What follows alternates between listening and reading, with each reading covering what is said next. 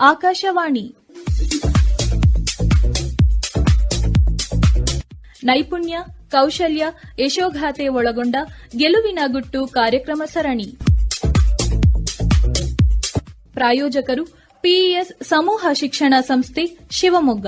ಇವತ್ತಿನ ಈ ಕಾರ್ಯಕ್ರಮದಲ್ಲಿ ಆಧುನಿಕ ಶ್ರವಣಕುಮಾರ ಡಿ ಕೃಷ್ಣಕುಮಾರ್ ಇವರನ್ನು ಕುರಿತು ಈಗ ಮಾತನಾಡುತ್ತಾರೆ ಶಿವಮೊಗ್ಗದ PES institute of advance management ಸ್ಟಡೀಸ್ನ ಬ್ಯಾಚುಲರ್ ಆಫ್ ಕಾಮರ್ಸ್ ವಿಭಾಗದ ಸಹಾಯಕ ಪ್ರಾಧ್ಯಾಪಕರಾದ ಶ್ರೀಯುತ ಕೆಎಸ್ ವಿನಯ್ ಕುಮಾರ್. ಆಕಾಶವಾಣಿ ಭದ್ರಾವತಿಯ ಎಲ್ಲ ನಲ್ಮೆಯ ಶ್ರೋತೃಗಳಿಗೆ ಪ್ರೀತಿಪೂರ್ವಕವಾದ ನಮಸ್ಕಾರಗಳು. ನನ್ನ ಹೆಸರು ವಿನಯ್ ಕುಮಾರ್ ಕೆಎಸ್.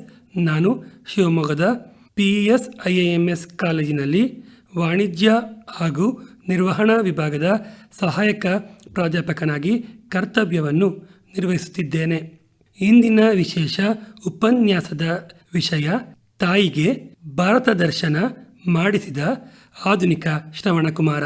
ಮಾತೃಪರ್ಯಾಯೇ ನಾನಾದೀಕ್ಷ ಸಂಪೂರ್ಣ ಭವೇತ್ ಗತಿಪತೆ ಸುಖೆ ಸತತಂ ಪ್ರಪತೆ ತೇಜೋ ಮಂಗಳಂ. ಈ ಶ್ಲೋಕದಲ್ಲಿ ತಾಯಿಯ ಸೇವೆ, ಅವರ ಪ್ರೀತಿ ಮತ್ತು ಮಾರ್ಗದರ್ಶನವು ವ್ಯಕ್ತಿಯ ಜೀವನವನ್ನು ಪ್ರಕಾಶಮಯವಾಗಿಸುತ್ತದೆ ಎಂದು ಹೇಳಲಾಗಿದೆ.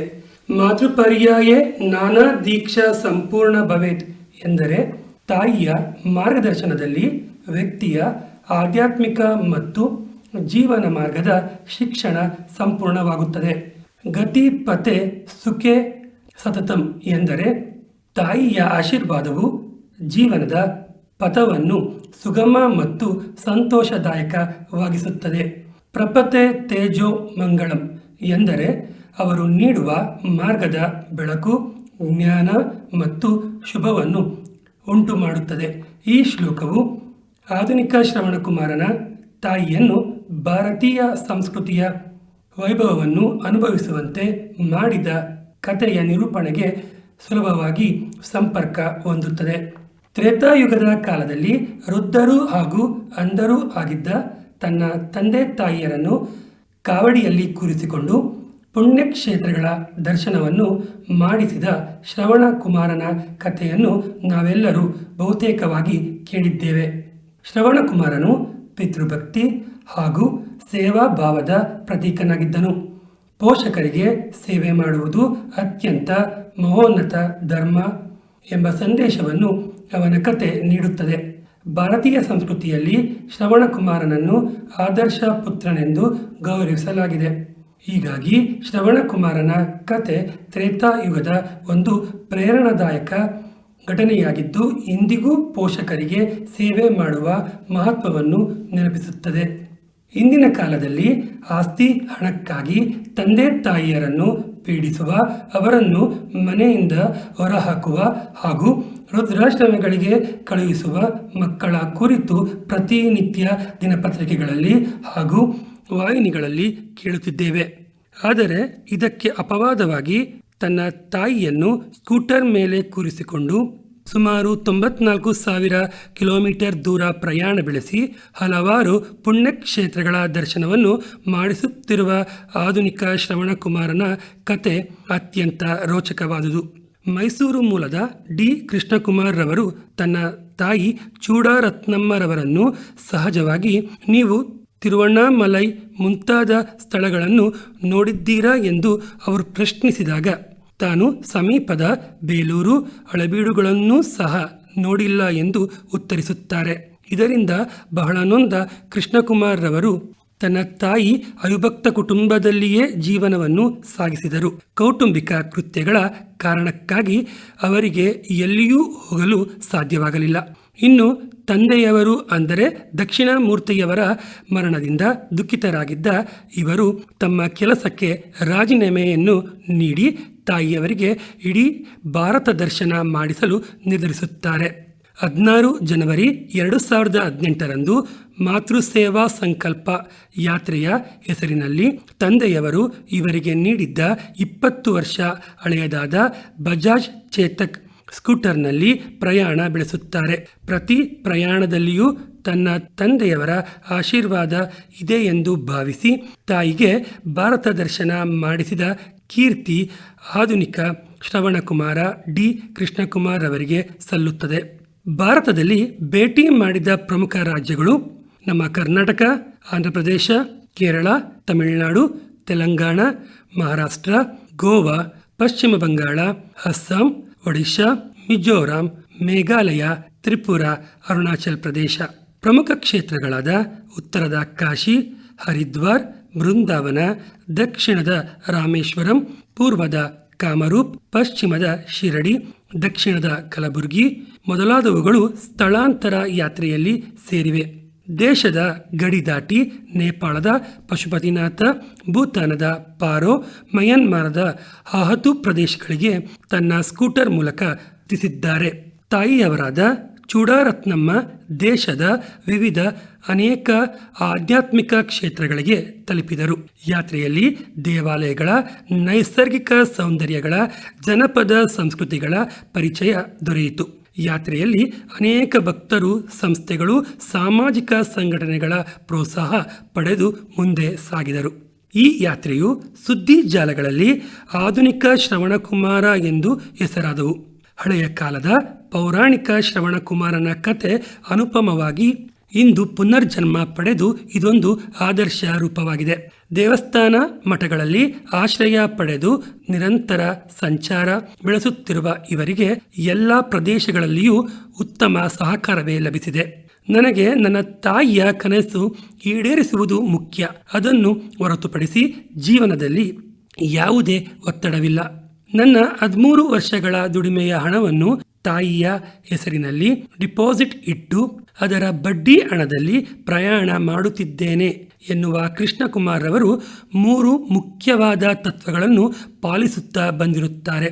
ಯಾತ್ರೆಯಲ್ಲಿ ಅವರು ತಾಯಿ ಮತ್ತು ತನ್ನ ತಂದೆಯ ಸ್ಮರಣೆಯೊಂದಿಗೆ ಚಲಿಸುತ್ತಿದ್ದಂತೆ ಭಾವಿಸಿದ್ದರು. 3 ಎಂದು ಹೇಳುವಲ್ಲಿ ತಾಯಿಯನ್ನು, ಆತನು ಮತ್ತು ತಂದೆಯ ಆತ್ಮವನ್ನು.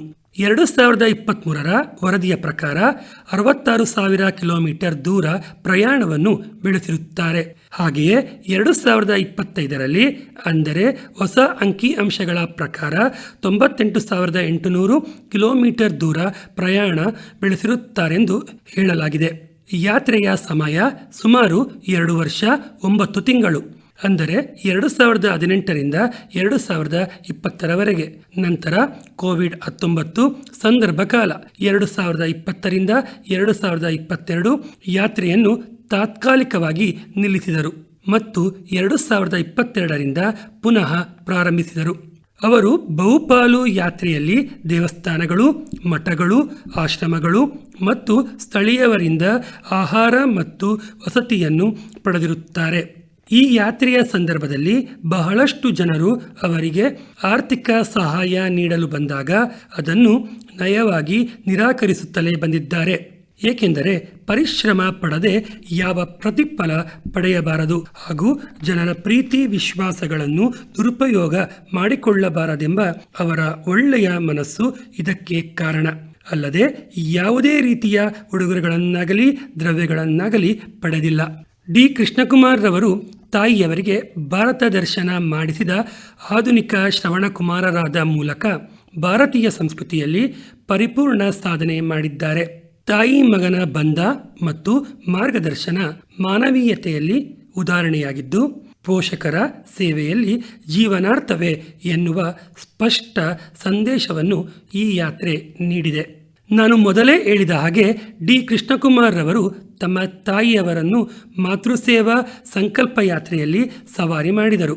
ಈ ಯಾತ್ರೆ 2018ರ ಜನವರಿ 16ರಂದು ಮೈಸೂರಿನಿಂದ ಪ್ರಾರಂಭವಾಗಿದ್ದು, ಅವರು ಒಟ್ಟು 2 ವರ್ಷ 9 ತಿಂಗಳ ಕಾಲ ಸ್ಕೂಟರ್ ಮೇಲೆ ತಮ್ಮ ತಾಯಿಯನ್ನು ಸುರಕ್ಷಿತವಾಗಿ ನಂತರ ವಿವಿಧ ತೀರ್ಥಕ್ಷೇತ್ರಗಳಲ್ಲಿ ತಲುಪಿಸಿದ್ದರು. ಆದ್ದರಿಂದ ಸ್ಕೂಟರ್ನಲ್ಲಿ ನಡೆದ ಯಾತ್ರೆಯ ಅವಧಿ 2 ವರ್ಷ ಮತ್ತು 9 ತಿಂಗಳಷ್ಟು ಆಗಿದ್ದು, ದಿನಾಂಕವು 2018ರ ಜನವರಿ 19ರಿಂದ ಆರಂಭವಾಗಿದೆ. ಡಿ ಕೃಷ್ಣಕುಮಾರ್ ಅವರ ತೀರ್ಥಯಾತ್ರೆಯ ಪ್ರಮುಖ ದೇವಸ್ಥಾನಗಳು ಮತ್ತು ಸ್ಥಳಗಳು ಚೆನ್ನಾಗಿ ತಿಳಿದು ಬಂದವು. ಅವರು ಮೊದಲಿಗೆ ಖ್ಯಾತ ಧಾರ್ಮಿಕ ಸ್ಥಳಗಳಾದ ಹಂಪಿಯ ವಿರೂಪಾಕ್ಷ ದೇವಾಲಯ ಮತ್ತು ನರಸಿಂಹ ದೇವಾಲಯವನ್ನು ಉಲ್ಲೇಖಿಸಲಾಗಿದೆ. ಇವುಗಳಲ್ಲಿ ಹಂಪಿಯ ಪುರಾಣಿಕ ಮಹತ್ವ ಮತ್ತು ಐತಿಹಾಸಿಕ ಆಕರ್ಷಣೆ ಪ್ರಮುಖವಾಗಿದೆ. ಇತರ ಪ್ರಮುಖ ದೇವಾಲಯಗಳಿಂದಾಗಿ ಕೇದಾರನಾಥ ದೇವಾಲಯ ಉತ್ತರಾಖಂಡದಲ್ಲಿ ಹಿಮಾಲಯ ಶ್ರೇಣಿಯಲ್ಲಿ ಇದೆ ಹಾಗೂ ಪೌರಾಣಿಕತೆಯುಳ್ಳ ಧಾರ್ಮಿಕ ಸ್ಥಳವಾಗಿದೆ. ರಾಮನಾಥ ಸ್ವಾಮಿ ದೇವಸ್ಥಾನವು ತಮಿಳುನಾಡು ಮತ್ತು ಭಾರತದ ವಿವಿಧ ಭಾಗಗಳಲ್ಲಿ ಕಂಡುಬರುವ ಅತಿಶಯ ಪ್ರಸಿದ್ಧ ದೇವಾಲಯಗಳು ಇವುಗಳೇ ಪ್ರಮುಖವಾಗಿದೆ. ಅತ್ಯಂತ ಹೆಚ್ಚಾಗಿ ಪ್ರವಾಸಿಗರು ಮತ್ತು ಭಕ್ತರು ಭೇಟಿ ನೀಡುವ ದೇವಾಲಯಗಳು ಹಂಪಿ, ತಂಜಾವೂರು, ಕೇದಾರನಾಥ, ರಾಮನಾಥಸ್ವಾಮಿ, ಗೋವಾ ಇವೆಲ್ಲವೂ ವಿಜ್ಞಾನ ಮತ್ತು ಇತಿಹಾಸದ ಮುಖ್ಯ ಸ್ಥಳಗಳಾಗಿ ತಿಳಿಯಲ್ಪಟ್ಟಿವೆ. ಹೀಗಾಗಿ ಇವರು ಹಂಪಿ, ತಮಿಳುನಾಡು, ಉತ್ತರಾಖಂಡ, ಜಮ್ಮು ಕಾಶ್ಮೀರ ಮತ್ತು ಇತರ ಹಲವು ಪ್ರಮುಖ ದೇವಾಲಯಗಳಿಗೆ ಭೇಟಿ ನೀಡಿದ್ದು ಇವೆಲ್ಲವೂ ನಮ್ಮ ಭಾರತದ ತೀರ್ಥಕ್ಷೇತ್ರಗಳಾಗಿವೆ ಎಂದು ತೀರ್ಮಾನಿಸಲಾಗಿದೆ. ತಾಯಿ ಮಗನ ಈ ಯಶೋಗಾಥೆಯನ್ನು ಕೇಳಿದ ಮಹೇಂದ್ರ ಕಂಪನಿಯ ಮುಖ್ಯಸ್ಥ ಹಾಗೂ ಉದ್ಯಮಿ ಆನಂದ ಮಹೇಂದ್ರರವರು ಮಹೇಂದ್ರ ಕಂಪನಿಯ ಕಾರನ್ನು ಉಡುಗೊರೆಯಾಗಿ ನೀಡಲು ನಿರ್ಧರಿಸಿದ್ದು, ಈ ಕಾರಿನಲ್ಲಿ ಪ್ರಯಾಣವನ್ನು ಮುಂದುವರಿಸಬೇಕೆಂದು ಸಲಹೆಯನ್ನು ನೀಡಿರುತ್ತಾರೆ. ಜನ್ಮ ನೀಡಿದ ತಂದೆ ತಾಯಿಯ ಋಣದಲ್ಲಿ ಕೆಲ ಪಾಲನ್ನಾದರೂ ತೀರಿಸುವುದು ಪ್ರತಿಯೊಬ್ಬ ಮಕ್ಕಳ ಆದ್ಯ ಕರ್ತವ್ಯ. ಆದರೆ ಸಮಾಜದಲ್ಲಿ ವೃದ್ಧಾಶ್ರಮಗಳ ಸಂಖ್ಯೆ ಗಣನೀಯವಾಗಿ ಏರುತ್ತಿರುವ ಈ ಕಾಲದಲ್ಲಿ ಶಿಕ್ಷಣ, ಉದ್ಯೋಗ ಮುಂತಾದ ಕಾರಣಗಳಿಂದಾಗಿ ವಿದೇಶಕ್ಕೆ ಅಥವಾ ಮಹಾನಗರಗಳೆಂಬ ಮಾಯಾನಗರಿಗಳಿಗೆ ಯುವಕರು ಪ್ರಯಾಣ ಬೆಳೆಸಿ ತಂದೆ ತಾಯಿಯರನ್ನು ವೃದ್ಧಾಶ್ರಮಗಳಿಗೆ ಸೇರಿಸುತ್ತಿರುವ ಇಂದಿನ ಕಾಲಘಟ್ಟದಲ್ಲಿ ಡಿ ಕೃಷ್ಣಕುಮಾರ್ ಅವರಂತಹ ಆಧುನಿಕ ಶ್ರವಣಕುಮಾರರು ಶ್ರೇಷ್ಠ ಮಾದರಿಯಾಗಿದ್ದಾರೆ. ಕೊನೆಯದಾಗಿ ಡಿ ಕೃಷ್ಣಕುಮಾರ್, ಆಧುನಿಕ ಶ್ರವಣಕುಮಾರ ಅವರು ಹೇಳಿದ ವಾಕ್ಯ ಈ ರೀತಿ ಇದೆ: 2018 ಜನವರಿಯಿಂದ ಇಲ್ಲಿಯವರೆಗೆ ಕೈಗೊಂಡ ಮಾತೃಸೇವಾ ಸಂಕಲ್ಪ ಯಾತ್ರೆಯನ್ನು ಪ್ರತಿ ಕ್ಷಣವೂ ಅನುಭವಿಸಿದೆ. ಈ ಪುಣ್ಯಭೂಮಿಯಲ್ಲಿ ಜನಿಸಿರುವುದು ನಿಜಕ್ಕೂ ದೊಡ್ಡದು ಎಂಬ ಭಾವನೆ ಮೂಡಿದೆ ಎಂದು ಅವರು ತಿಳಿಸಿರುತ್ತಾರೆ.